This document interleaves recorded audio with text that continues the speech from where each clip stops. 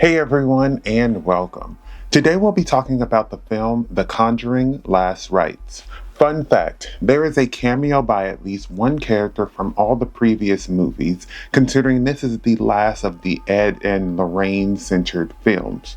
This movie came out in 2025 and stars Vera Farmiga, Patrick Wilson, and Mia Tomlinson, and was directed by Michael Chaves. So, without further ado, let's get right into it.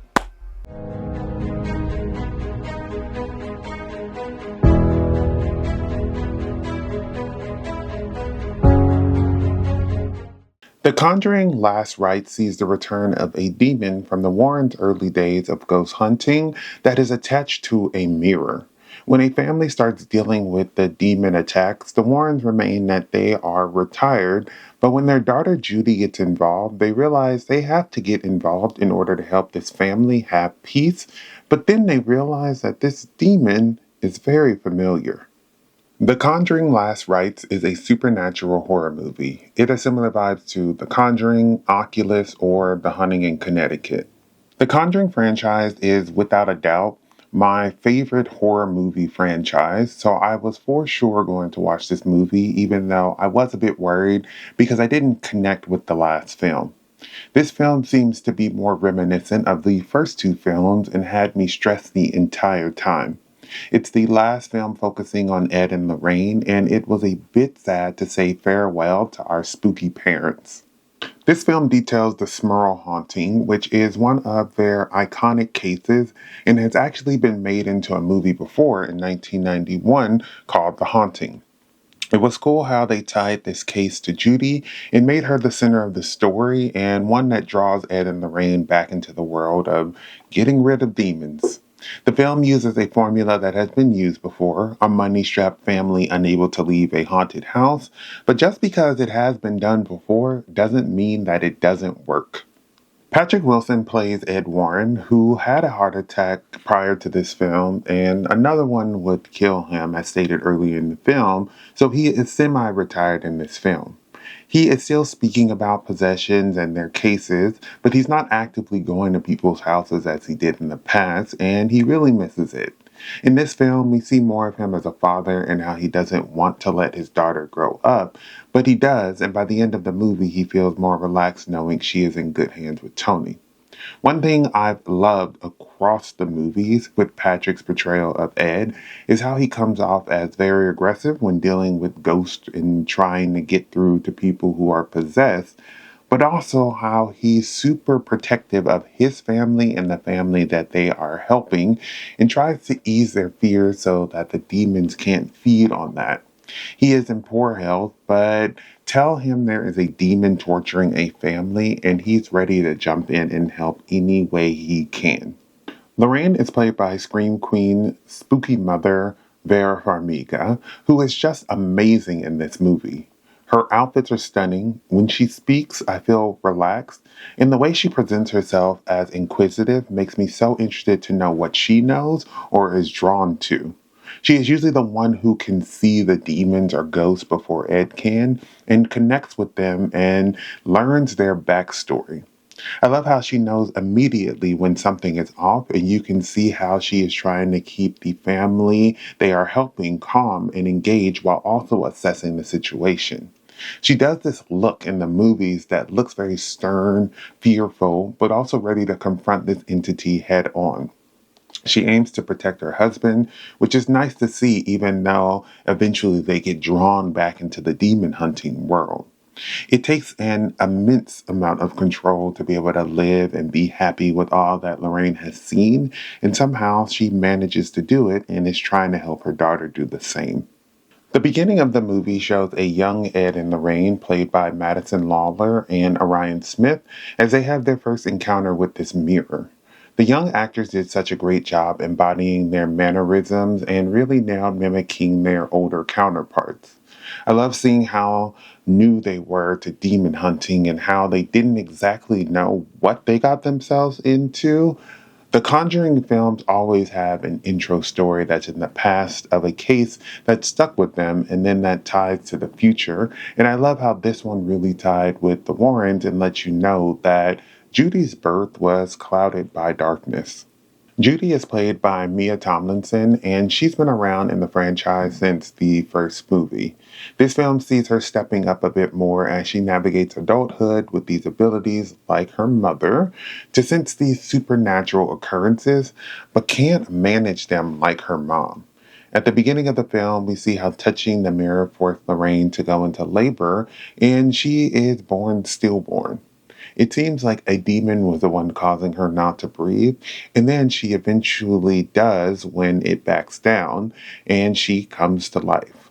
She's in love with her boyfriend Tony, who becomes her husband by the end of the movie, and she is just trying to enjoy life, but these demons just keep whispering in her ear. As weird occurrences get worse for her, it all comes to a head when she touches the dead pastor's casket and pieces together where he was when he died and tries to get answers. She is drawn to the Smurls, which then leads her family to go after her, and eventually she convinces them to help. Later, we find out that the mirror is what was pulling them back, trying to finish what it started. Judy gets possessed, but with the help of her family, she is able to come out of it, and then she gets married and lives happily ever after. I will say that I just love how Annabelle is still torturing her after all these years, and they bring back that iconic yet creepy rocking chair from the first movie. Through Judy, we meet Tony, who loves her and wants to marry her. I love how he gets thrown into this mess, and instead of running away, he helps. Tony seemed like he would be like Ed in the sense that he's always down to help people in need. I loved his little backstory as to why he wasn't a cop anymore, which was that he valued his life too much, and when he was put in a very dangerous situation where he got lucky and survived, he didn't want to test his luck again. I love that he helped and wasn't just in the way, but I was worried for him, especially when he got his leg trapped and dragged by the mirror and then almost choked by the mirror. It was weird how he was injured and then was able to walk fine after that. I love how Ed gives him the keys in the end, which felt like he trusted him to help carry on the tradition. The Smurl story was interesting, and I love how it builds up to a big, intense moment. They mentioned that the supernatural stuff has been happening for a while, and I feel like they mentioned this to help people understand that it's not something that was quickly resolved. It was happening for a long time, and it weighs on the family. The Smurls didn't know what to do, so they ended up going to the press to try to get help, which just ended up being more of an annoyance. The scene in the basement with Lorraine reminded me of the first movie when there is a ghost down there watching her, and then when Lorraine falls in blood in the second film. It also reminded me of that. And I love the little Easter eggs that are just planted throughout the film that seem to connect this movie back to the other movies. Lorraine later says that there are three ghosts in the house: a man with an axe who killed his wife, who was cheating, and her mom, and then himself. But they are shielding another, more powerful entity that is controlling them. The man with the axe was so scary every time he came up because he looked so tall and ready to inflict pain, and his walking was so loud. The dead wife seemed like she assaulted the dad in a crazy scene after he was not really trying to do anything about the ghost situation. The grandma kept playing with that god-forsaken creepy toy, and it was just all so unsettling. I do feel like the film struggled to balance them and the Warrens because they kind of got pushed aside when the Warrens were there, and it became about the Warrens' possession more than the Smurls. I love that the Warrens are kind of celebrities in their own right by the time of this case. When they are teaching a class in the beginning, people are aware of them and some are interested, while others are doubtful. When they arrive at the Smurls, the press gravitates towards them like flies to a light. The Warrens are pioneers in that field and had some highly publicized cases, so it makes sense that they had supporters and deniers.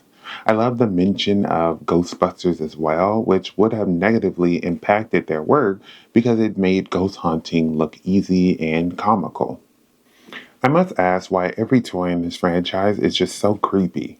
I don't think these movies do any service to people who talk about toys in the 60s, 70s, or 80s being cute. We had Annabelle and that music box mirror in the first movie. The Conjuring 2 gave us the Crooked Man. This film gives us the carousel and the worst one in this film, which is the dang baby.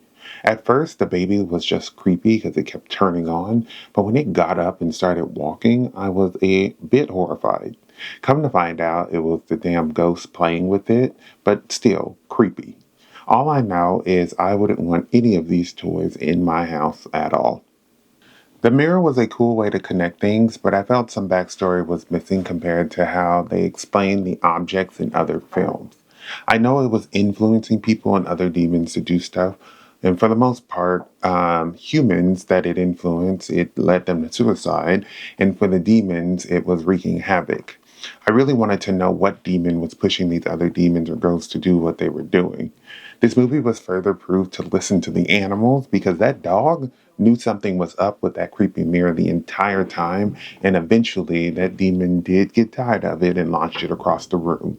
Thankfully, the dog survived. I knew the mirror would be back, and I was shocked that it took so long for the family to know that the mirror was back, but it makes sense because it was so big, so it couldn't just hide anywhere.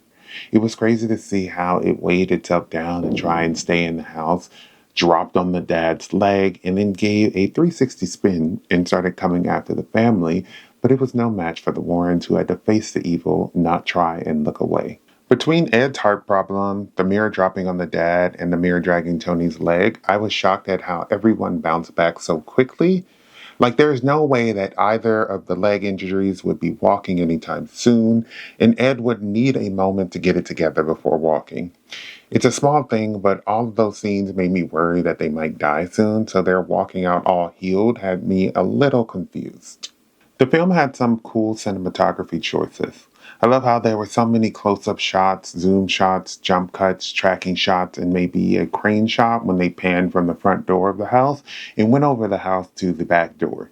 A lot of the shooting choices led me to feel so unsettled and stressed because it felt like something would pop up. They also have these shots where they use a negative space to make you feel uneasy because the character is not centered in the frame. So, since there is so much negative space, you wonder what might pop up or if there is something or someone already there.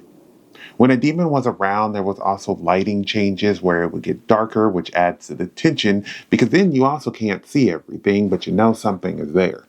The choices they made for the cinematography were great to really increase the horror and get my heart racing. I love how the film had so many cameos considering it's the last in the Conjuring run of movies that focus on Ed and Lorraine.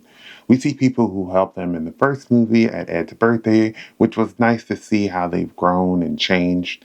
Ed and Lorraine mention that they check in with the families, and at Judy's wedding, it becomes a little reunion because we see at least one character from each of the past movies. Ed and Lorraine are both dead in real life, but their daughter Judy and her husband Tony do make a cameo at Ed's birthday. James Wan makes a cameo, which is nice because he is the director who started this entire franchise. I loved how this wedding was a way to help bring back some familiar faces and give a proper send-off to the characters. I think my favorite part of The Conjuring Last Rites is the family getting rid of the demon and the little tidbit about the mirror. I have come to really enjoy Patrick Wilson and Vera Farmiga as Ed and Lorraine, and I love how they were a couple who stood by each other and helped as many as they could with their demon slash ghost problems. I love how in this film they are helping another family, but also helping their own to not fear these things that go knock in the night. They really made you want to root for this family to succeed. Patrick and Vera also nailed the dramatic scenes, which makes you feel like whatever is happening is very serious and needs to be handled quickly, but with care. The real mirror is something that comes up in the end of the credits, and we learn that people use this mirror to communicate with the dead, or so they thought. The film ends with something that is the perfect way to wrap up the franchise, which is saying that the mirror is known as the Conjuring mirror. I thought that was a fitting way to not only wrap up the franchise, but finally give some background behind the name of the franchise and the meaning of why they decided to name it The Conjuring. Both of these things stood out and made me appreciate the movie even more. The Conjuring Last Rites is not a perfect horror movie, but I did really enjoy it and thought it was a great conclusion. I loved the cast and how they were able to help instill this fear and really made you believe that this family was in danger.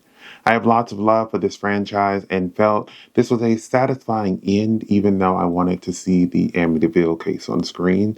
But I will be satisfied with what we got. Thank you for watching my video. I would love to hear your thoughts down below in the comments. If you have not subscribed, please do so you can stay up to date with more of my videos. But besides that, everyone stay safe, have fun, and goodbye.